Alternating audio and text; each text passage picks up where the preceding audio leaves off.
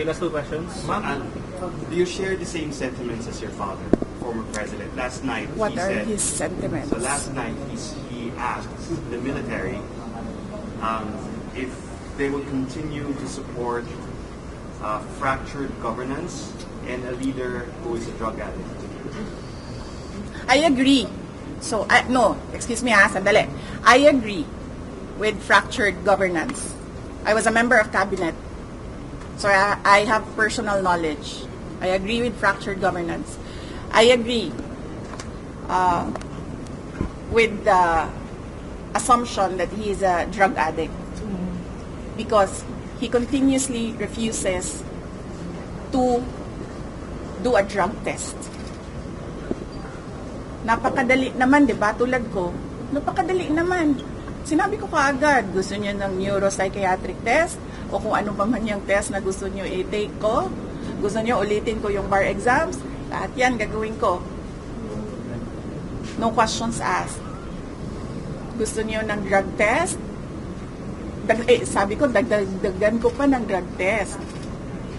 Napakadali gawin sa akin yan. Ngayon kaagad na araw na ito, gawin natin yan. Pero, lahat, sabi ko nga, sisimulan namin sa Office of the Vice President ang drug test, kaming lahat. Diba? So,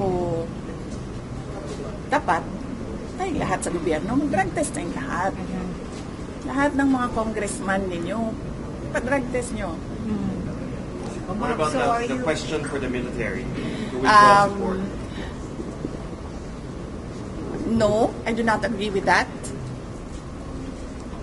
So, as I said, i-qualify niyo yung answer ko. I agree with the fractured government. I have personal knowledge. I was a member of cabinet. I agree with the assumption that he is a drug addict. I think mine is assumption. I think the former president has evidence that he really is a drug addict. So, pareho-pareho lang din yun. Ma'am, Sabi ko nga, diba, noong kailan ba yon nagsalita ako, sabi ko, dalawa lang naman hinihingi natin. Diba? As politicians, ibigay natin yung pangako natin sa mga tao. Diba? Ako, bumoto ako.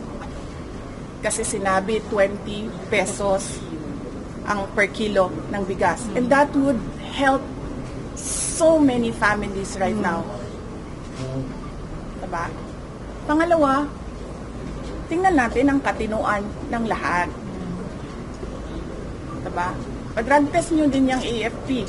Pag-drug test nyo din yung lahat ng PNP. But somehow, hanggang ngayon, OVP pa lang din ang papadrug test. I wonder why.